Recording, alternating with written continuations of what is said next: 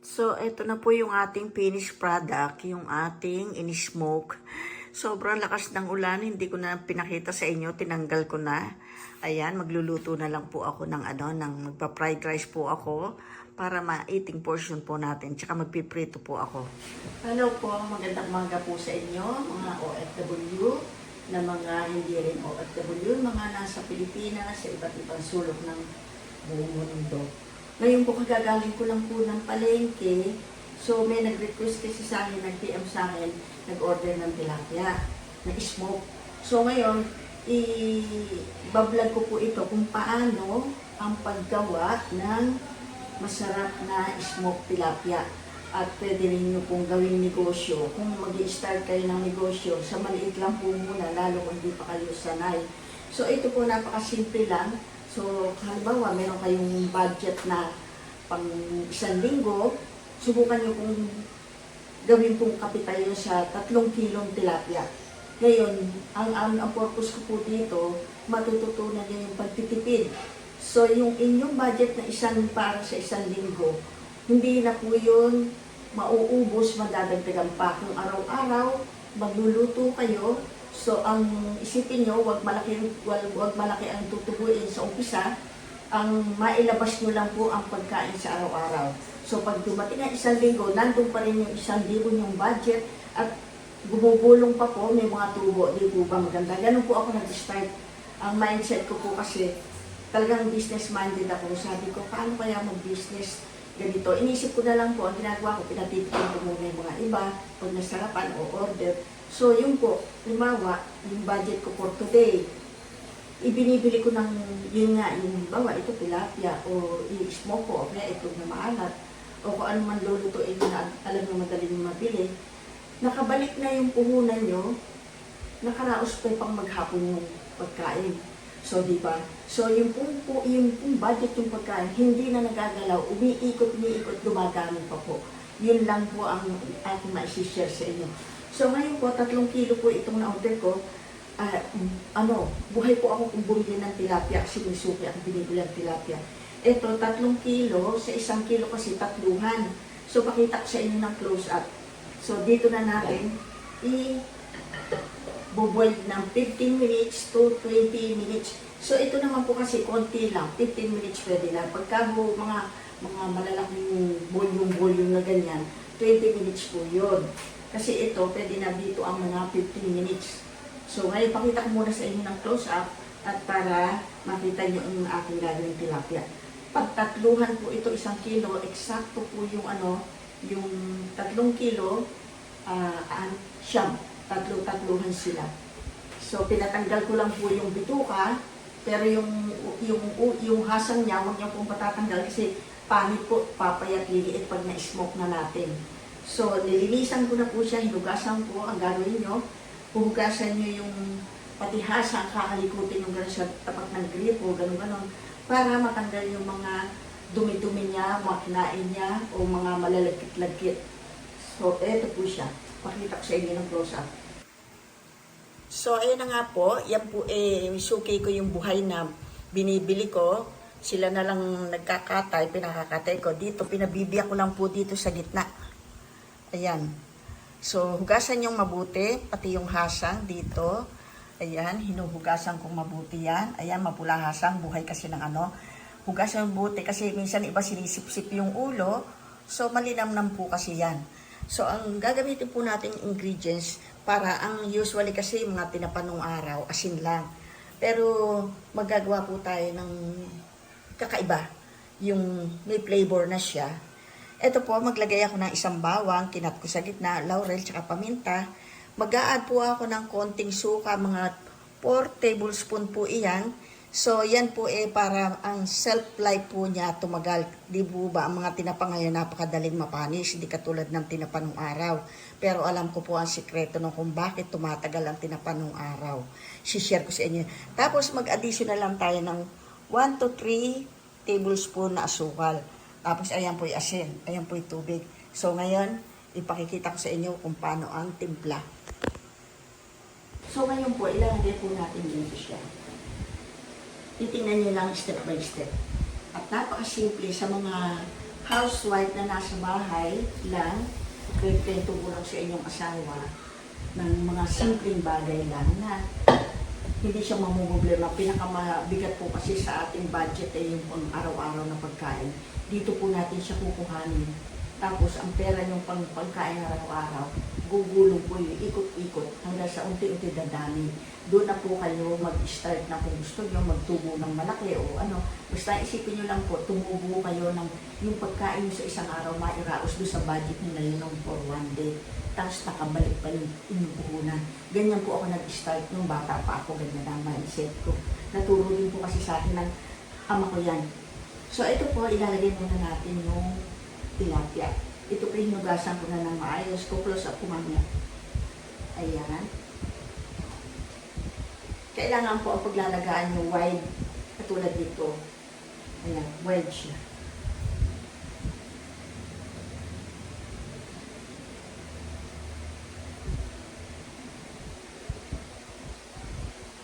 So, ayan po siya.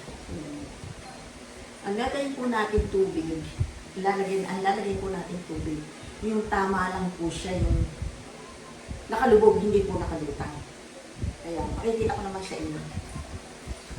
Kahit po kailan kayo magluto o anong lutuan nyo, ganun po ang gagawin nyo. Yung ratio ng tubig niya, sintaas ng kung paano. Ayan, ito, ganito lang po siya. Pakita ko sa inyo namin. Ayan. Ngayon, ang timpla po ng asin dito, kung ano po ang dami niya, 1/4 lang po ng asin. So, ito po, maglalagay na po tayo, pero ilagay ko na po yung suka kasi gagamitin ko ito. Ito po suka, protection lang natin siya. Para kung halimbawa, hindi nyo na iluto ka agad, hindi nyo na iprito agad, nakahang lang dito sa labas, wala kayong rep. So, ang set light po niyan pang matagalan. Ayan. So, maglalagay po ako dito ng puno. Ito. Ito, 1 cup po ito.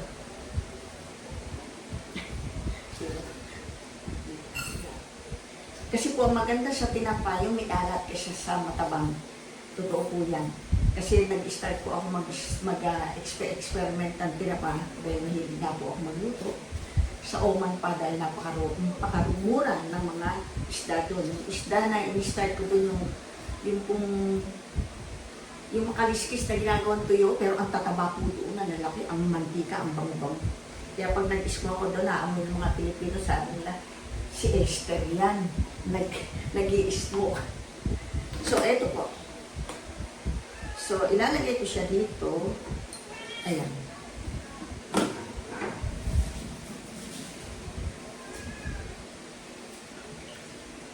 Ayan po. So, ilalagay ko na ang ating bawang. Pero kung pang business po lang at gusto niya iwag naman magastos, pwede na po yung asin lang.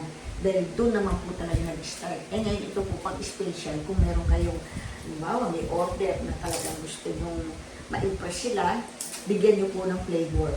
Nakakaiba ang lasa ng ating tinapa na nabibili sa market o supermarket. So, ito po yung asukal. Maglalagay po tayo ng 3 scoop na lang kasi 3 kilo siya. 1, 2,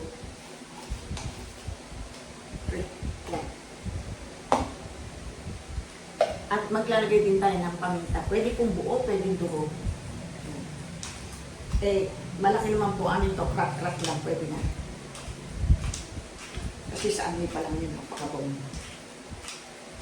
Close up po sa inyo, pakita ko kung ano ratio ng tubig. Ayan, sasalang ko na siya. Ayan, happy na ako, mandar na siya. Dati nahirapan ako, ayan, close up ko sa inyo. Sabi ko, ano ba yan? Sabi ko, ang hirap. So, ayan. So, ayan po, di ba, maandar na. Happy na ako. So, ayan po ang ratio ng tubig. Tama lang po siya na nakalubog. Ayan. So, ngayon, ayan. Ayan po siya. Ayan. Ayan. Hintayin lang po natin siya na kumulo. Hindi ko po siya tatakpan kasi pag tinakpan ko, maano po siya eh, yung parang mababaluktot or mga whatever na ano. May napansin kasi akong ganun eh. Pag tinakpang, pwede yung takpan ngayon hanggang sa hindi pa kumukulo. Once na kumulo, tanggalin na po yung takip. Tatakpon natin siya, pero pag bantayan nyo, pag kumulo, tanggalin na po natin yung takip.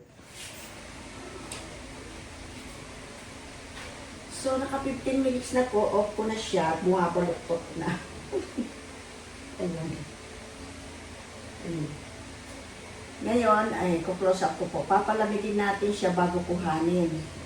So, ang nangyari, bumaluktot siya. Ayan. Ayan. Kailangan po malamig natin siyang hahanguin para medyo matigas-tigas na siya. Pagka ganyan pong malambot, mainit pa, malambot po siya, baka masira po. Hello po. Eto po, magpapausok na tayo dito sa mini garden ko. Hindi ko po napausokan kayo. Lakas ng ulan. Ngayon, medyo ampun-ampun. Sabi ko, hindi na ito pwedeng pagpabukas pa. So, ito po, medyo din-dry ko na. I-close up ko sa inyo. Bumalik pa ako sa palengke kasi siyam dapat ito. 8 lang pala niya ilagay niya. Nahulog daw nung pinalilinisan ko ng bituka. Tapos, bumili na rin ako ng bago ng 1 kilong bangos at saka 2 kilong tilapia pa. Pero hindi ko po lalahatin. Maglalagay po tayo ng yung ano siya, hindi po siya na steam, pero doon po natin siya i-smoke. Magkaiba po ito. Bali, binrind ko lang po ito sa asin at saka tubig. So, ito po yung may flavor. So, magpaparinas na po ako doon. Mamaya, pakikita ko sa inyo, isi-set ko sa inyo. Ito pala, pakita ko lang siya, malapitan. Aking mga alaga, ayaw humarap sa camera. Ayan po siya, oh. Ilagay ko na dito. Tapos ito, hinang ko para ma-dry after brine. Ayan. Bin-brine ko lang siya ng 1 oras kasi baka umalat. So, magpapaapoy lang po ako sandali. So, ito po, nag-start na ako magpaapoy. Pagka yan ay nag-apoy na, i-close na natin para mag-usok. Ayan, sinalansan ko na po siya dun sa taas. Ayan. Hindi ako makaporma kasi may saging pa po dito. Ayan eh. Inintay ko lang siyang mamunga. May bunga na po yan eh. Hindi ko siya pinaputol, sayang. Ayan o. Pag naano yan, maluwag na ako. Ayan o. Pero may year po dito, yung ulan-ulan eh. Mga December pwede na anuhin. Ayan, aanuhan ko na po siya. Lalakasan ko na siya para i-close ko na. So, ayan po, nilakasan ko na. Ginamit ko pong kahoy, sampalok para po maganda ang usok niya. Ay, ang ano niya, pagka-smoke niya. Pulang-pula po siya, ayan na po siya. So, i-close ko na para hindi siya magliyab. Puro usok na lang kasi pinag-apoy ko muna po yung ilalim. Ayan, ganyan po style niyan. Ayan. Ayan. At ang sampalok na usok po yan. At maganda po ang resulta ng kulay na ating smoke. So, close ko na po muna. Mamaya, babisitahin natin. I-check po natin yung laob. Ayan, umuusok-usok. May singawan po usok. Ayan.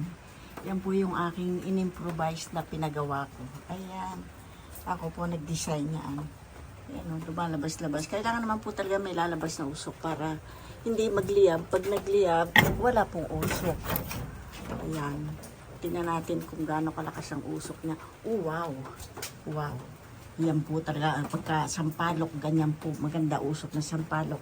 Sarado na po natin. Baka magliyab. Sayang ang ating smoke. Ayan. Pag gusto nyo pumunta rito, actual, magbibideo tayo ng paggawa ng tinapa. Makapag-business na kayo. Balikan ulit natin mamaya after 30 minutes naman. So, ito na po yung ating finished product, yung ating in-smoke. Sobrang lakas ng ulan, hindi ko na pinakita sa inyo, tinanggal ko na. Ayan, magluluto na lang po ako ng magpa-fried rice po ako para ma-eating portion po natin. Tsaka magpiprito po ako. Hello po, finally natapos yung pagawa natin ng tinapa.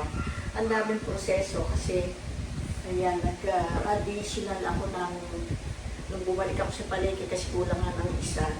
Bumili na rin ako ng 2 kilo. Tapos yung 1 kilong bangus, 3 siya. Ngayon, titikman po natin yung binrain at saka yung nilaga, yung diferensya. So, hindi ko na pinakita sa inyo pagsasangan at saka pagprito kasi ang haba-haba na ng proseso.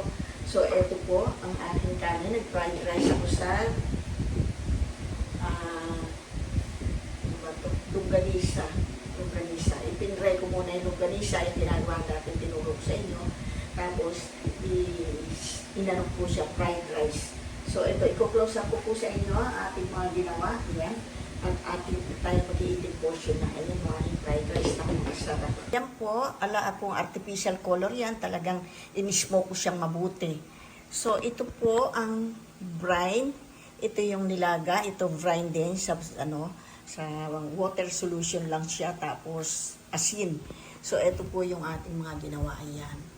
So, ito po, magterno lang ako ng isaladang cucumber at saka yung suka ang type kong sausawan kasi yung bawang maganda po sa natin yan, sa blood natin, kinakain ko po siya, masarap. So, ito po yung aking ginawang fried rice na merong longganisa. Ayan siya. Pakita ko ng close-up sa inyo kasi mag-eating portion na tayo, hindi nyo makikita ng close-up. So, ayan po. So, ayan. Kakain na tayo. Samahan niyo akong kumain. At sarap po natin fried rice. Yung rice ko po, yan eh. Indian rice, basmati rice. Ubus na, last na ito i-order. Pupunta po ako doon sa Indian store. Bibili ako kasi type ko siya. Gusto ko siya. Hindi pa siya madaling mapanis. Ako, nagsanto ka nga kasi alam ko marami ko makakain. So, para hindi po siya lumamig, ayan, meron tayong ito po siya maganda. So, ito po, gusto natin siya. Kita ba? Tumutulo na po yung laway ko. Una-una lang tumutulo laway. Ito kasi isa sa mga type kong ginagawa ng ama ko nung araw. Pagka dumarating ako sa bukid o sa bundok, nag-iinsalada siyang pipino. Pinapapakong dami, isang ganun plagga na gawa niya. Tikman ko muna ng asin ako. Sarap suka, baka masabit na naman ako.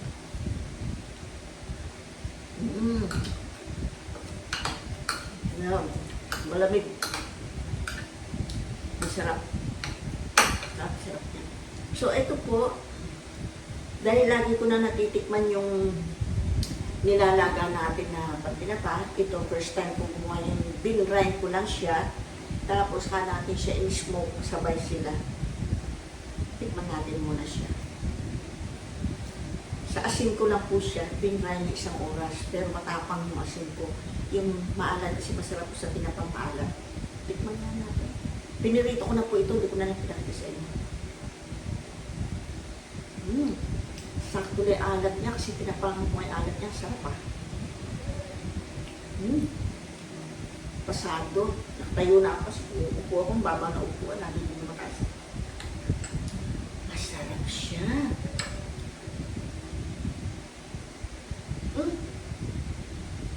Sorry po. Wala sugo pala dapat sa inyo. Ayun, kasi gutom na ako. Lalo, pinaligo ako yung mga aso. Pagkaligo nila ako naligo. Sabi ko, kakain ako na ako. Masarap. Tilapia ko siya. Na, binrind ko siya. Kasi napansin ko, pagka nilalaga, yung tilapia, bumabaluktot. Ang hirap po siyang, masisira ang forma. So, ginawa ko ng paraan. Tuti ko ka lang. Sarap. Sibangos naman. Tutikman natin. Ang linamnam. Nako, shout out kay kay BFF na Teresa Pajardo kasi siya yung nag-order sa akin, nakarating pa ng Amerika yung tinapa ko, order yung manugang niya, bangos pa ko siya, o tilapia.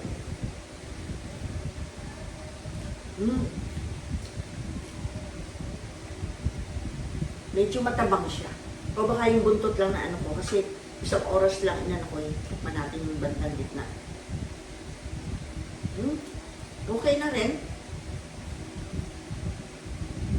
Isang-sawang kan.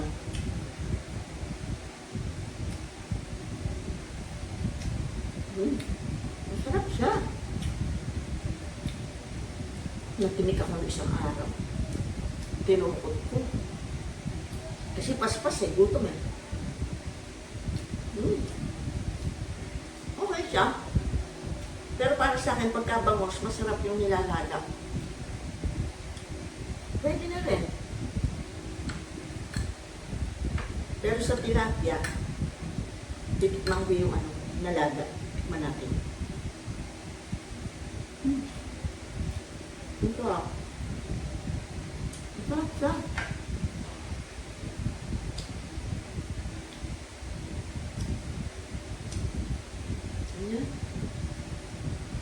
Kasi na ako sa paggawa nito, may mga nag-order. Mas gusto ko sa tilapia ay sa bangus, nilaga. Kasi nako-concentrate, kasi asin lang ito eh. Sa nilaga kasi nalalagyan natin ng flavor, nalalagyan natin ng bawang, paminta, laurel. Tapos yung na-absorb ng meat niya, sarap. Masarap din ba? Kung di ka marunong mahuuli na. Ng lasa. Pareho lang. Ito yung nilaga. Pinurito ko siya na na siya, tumamig na kasi pinaliguan ko muna yung mga aso ma. Security. Tapos ako, yan. Ayos lang.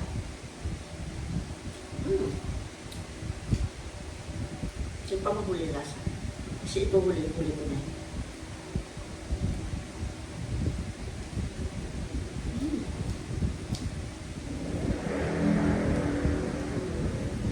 Halos pareho lang.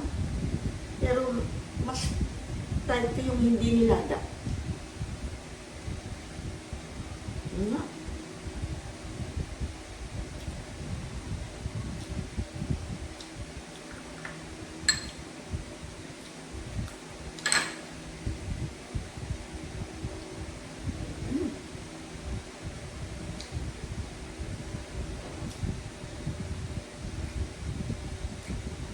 Masarap. Okay siya. Pero mas gusto ko yung binray lang. Hindi lumabas yung lasa niya.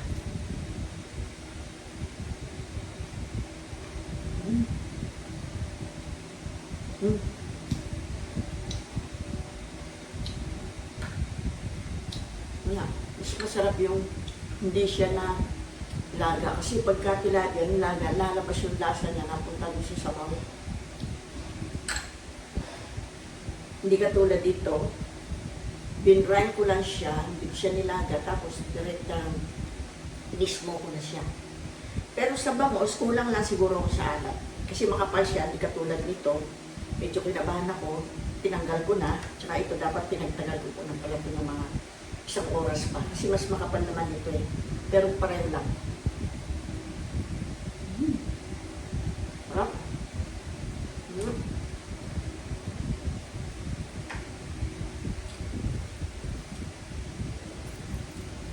Ang sarap ng aking terno yung aking sinangag na mayroon longganisa at saka itlog.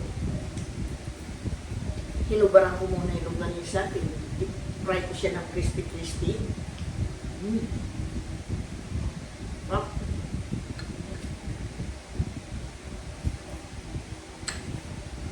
Ayun. Okay.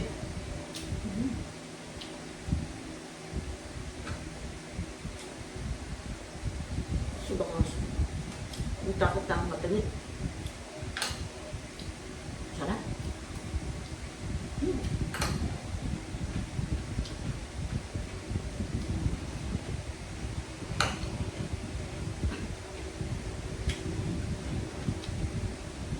Matik na kasamit sa asin. Dito ko yung asin mo.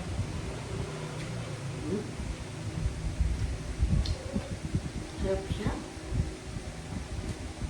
Ito, kakain sila Mark.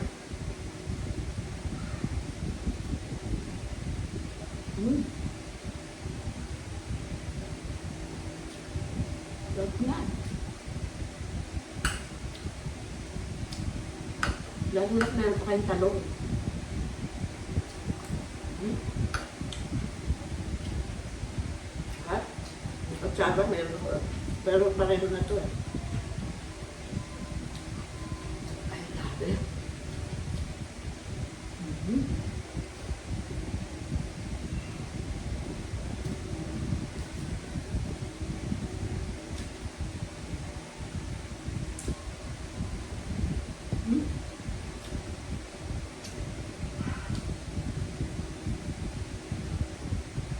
Ako, ang sarap talaga.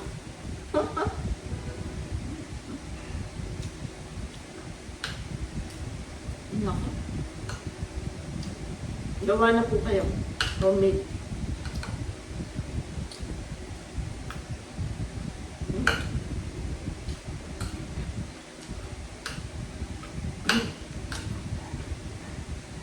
Gagawa nga ako ng smoke ng Galicia. Trip na trip kong kumain doon. Yung garlic, ano lang, paminta. Tapos yung smoke. Ay, sarap. Mag-fried rice ka ulit, tsaka itlog.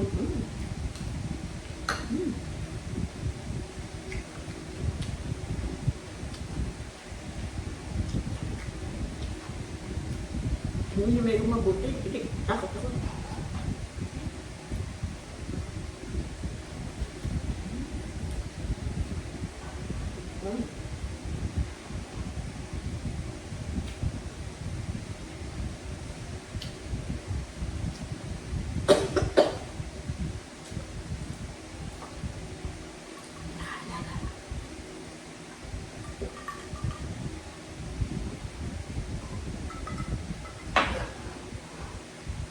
Sarap.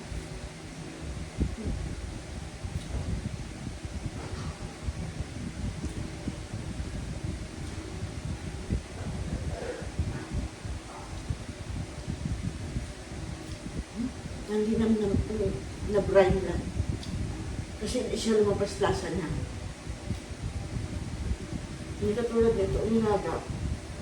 Kahit di marunong, okay lang ko siya. Sagot yun. Sarap.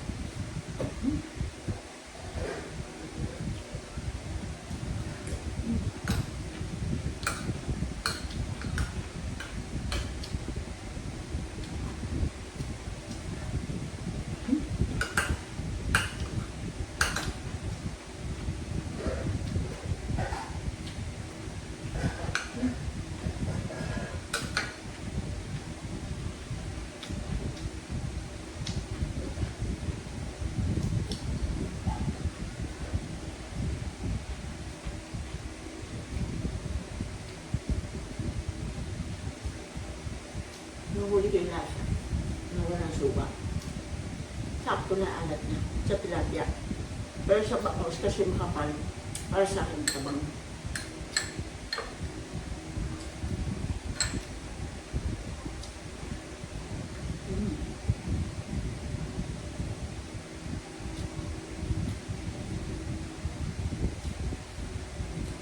Ayos. Smell. Ano ba kain?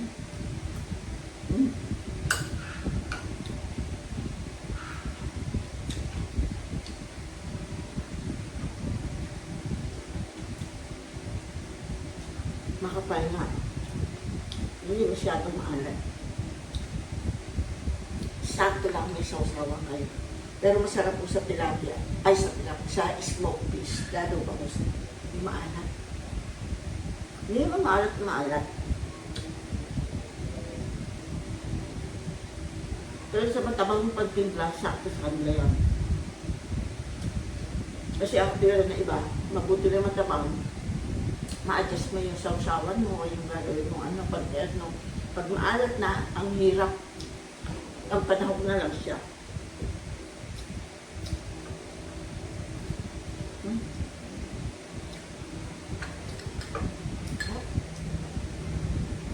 Naku, babantot na naman yung hininga ko dito bukas. Kasi yung bawang ko nakakabantot na hininga. Yung sarap kainin, good for the health pa. Ito yung brine lang. Mas gusto ko kasi sa nilaga. Pero hindi pa ako, ngayon lang nag-try ng ibinray ko lang siya tapos direct smoke, isang oras lang. Nagawa na rin akong tilapia nung unang-unang smoke sa Bulacan nila na ako, pero masarap. Eh ito, trial ko lang, effective. Hindi lumabas yung lasa. Sakto-sakto. Ang linamnam.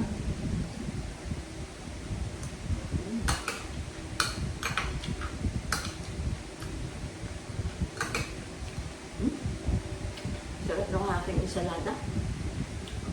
Malutong pa.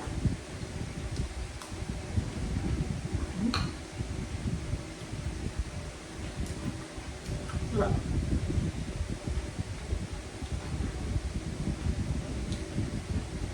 Nakita ko nagtatago.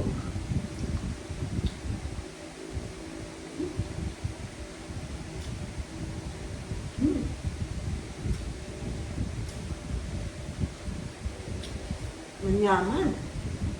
Naimas.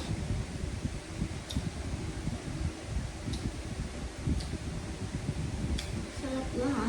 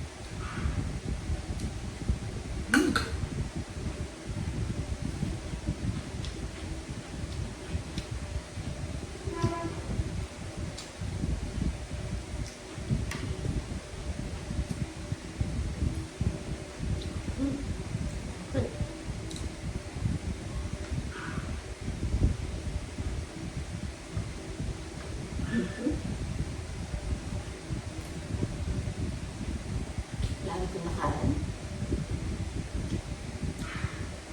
Dami ko sinandok. Dami.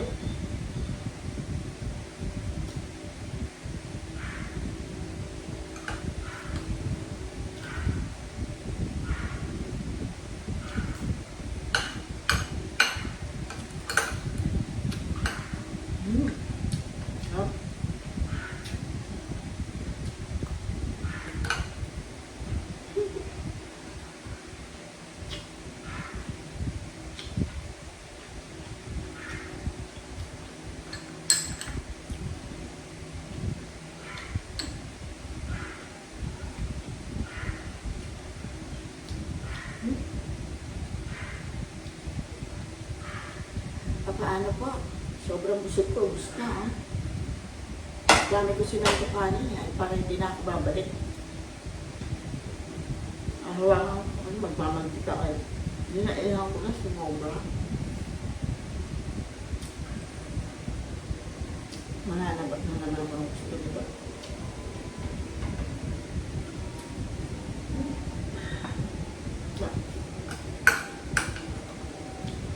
Sarap talaga iterno itong ensaladang pipino.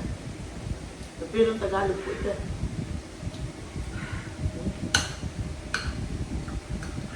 Yummy. Ubus ko, 2 piraso ito eh.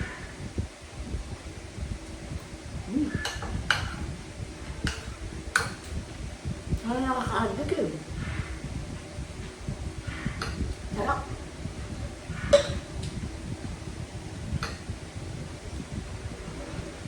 Kapag